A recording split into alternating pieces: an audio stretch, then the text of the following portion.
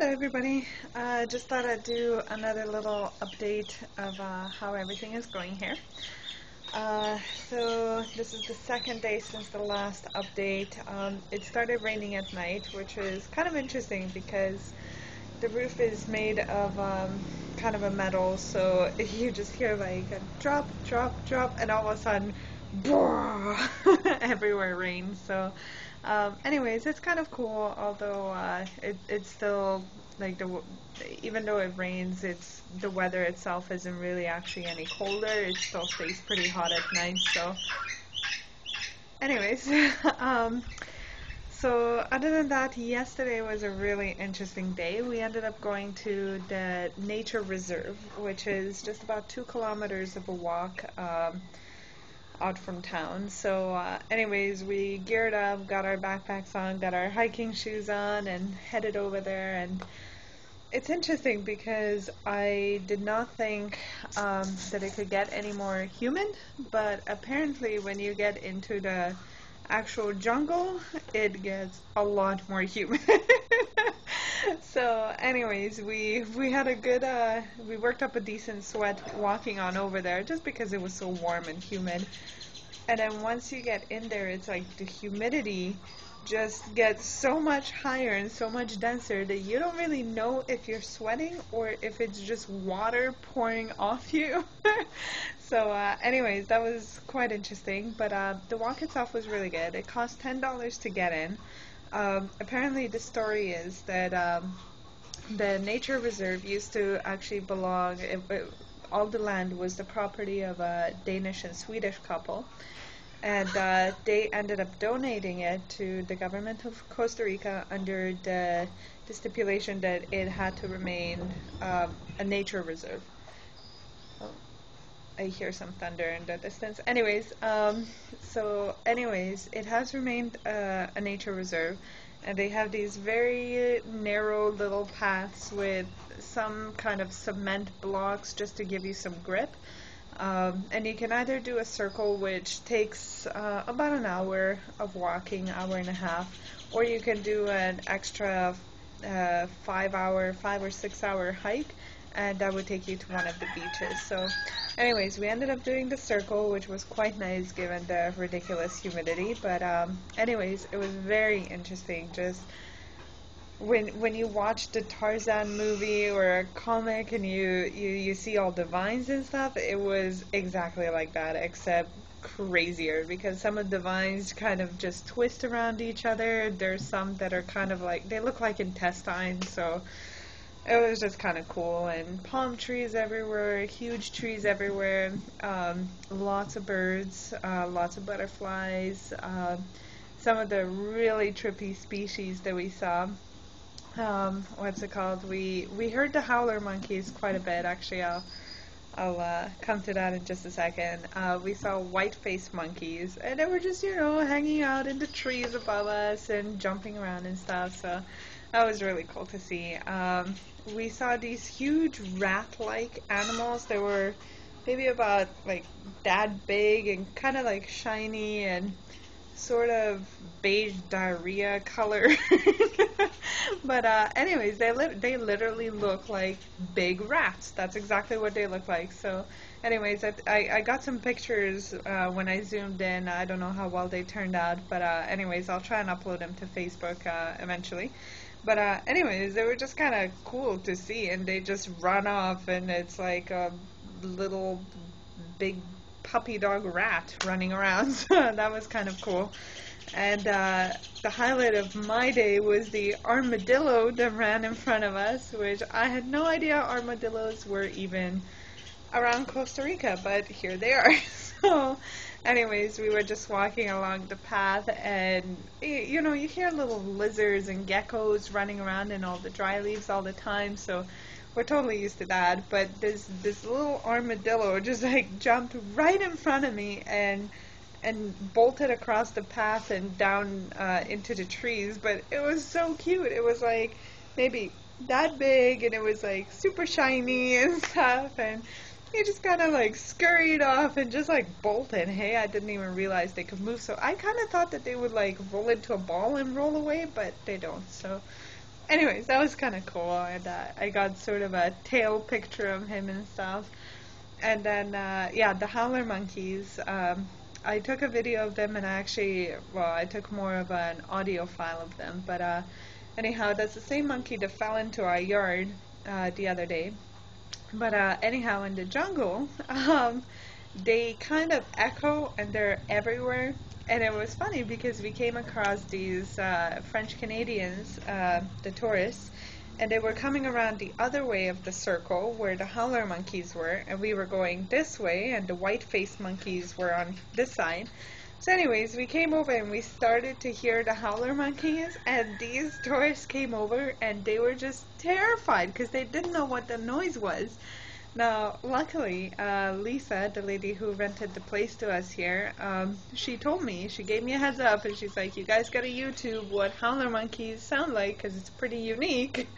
So I did, so I knew what the noise was, and these poor people were just terrified. I'm pretty sure they were running up that trail because they thought they might get eaten by something. So anyways, it was just kind of funny, and we're like, no, it's just howler monkeys, they're harmless, they just sound like they're really angry and kind of want to kill you, but anyways, that's nor here nor there. So anyways, the hike itself was really cool.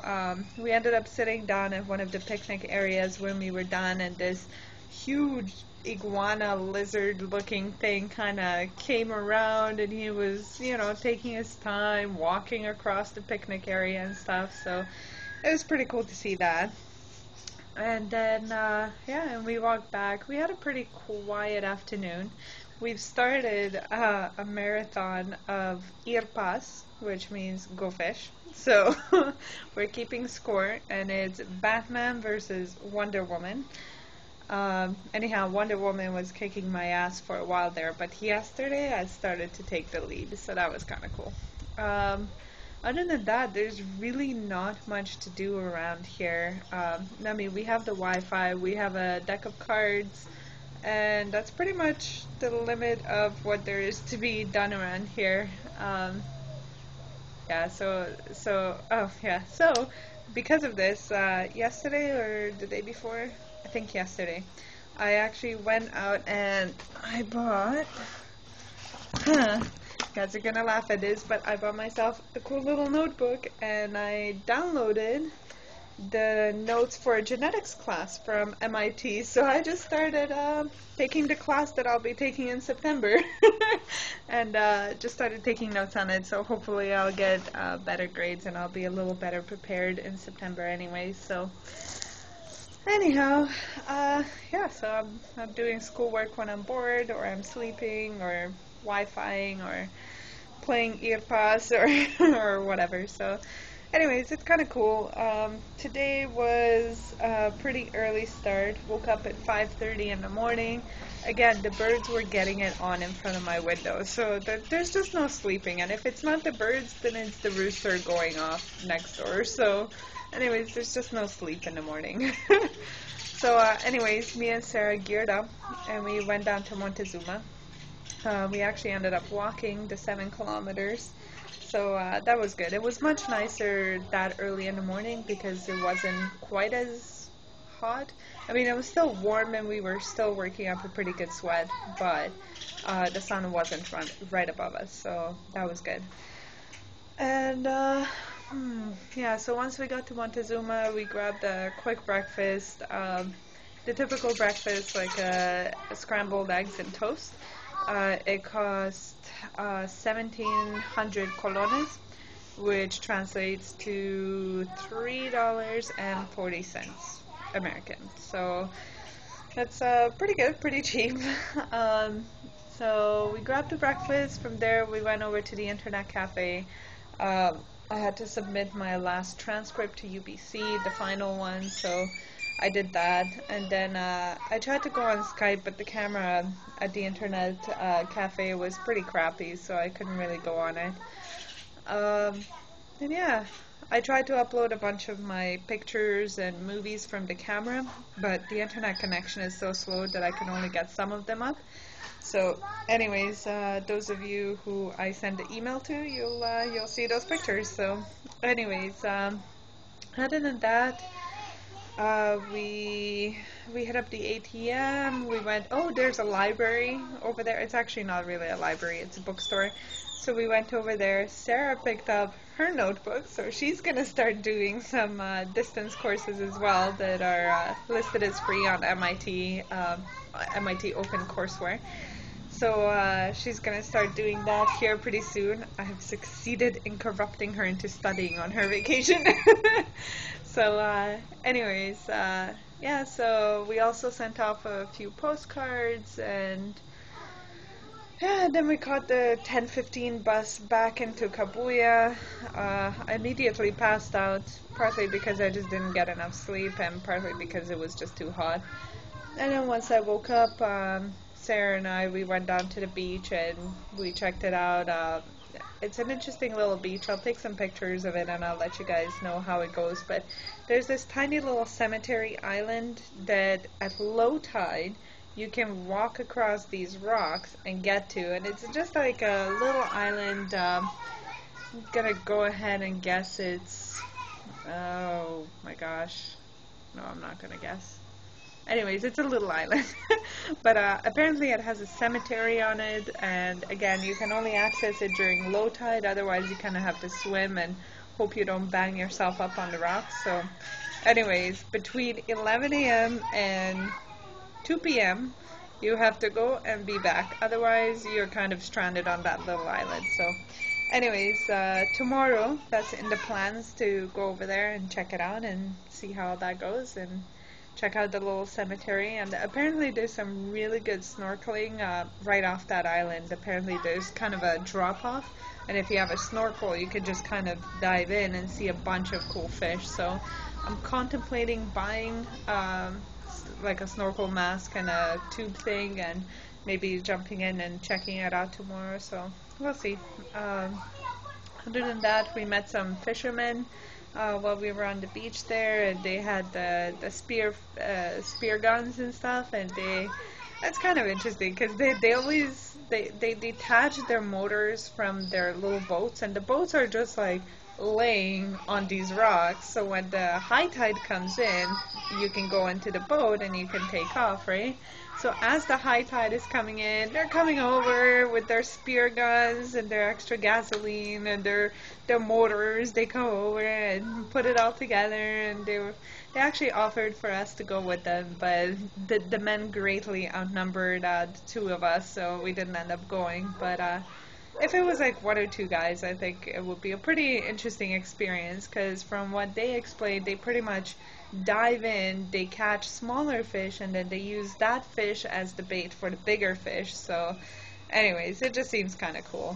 Yeah, and other than that, there's really not too much to talk about.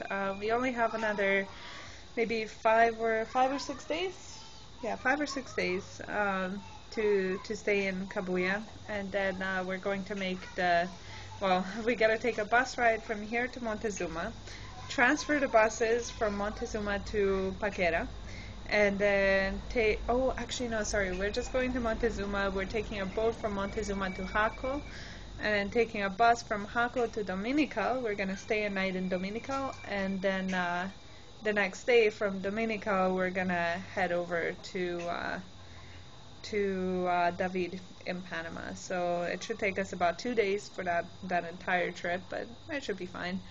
The buses are pretty cool around here. You just kind of hop on and hop off, and you ask what time the next bus comes, and it's kind of like everybody knows when the bus will be here, so you just kind of ask, or you just wait and the bus shows up and you get on it and you go. So anyways, it's kind of cool. Yeah, so other than that, really not too much. I hope all of you guys are doing really good, and I'll see you later. Bye!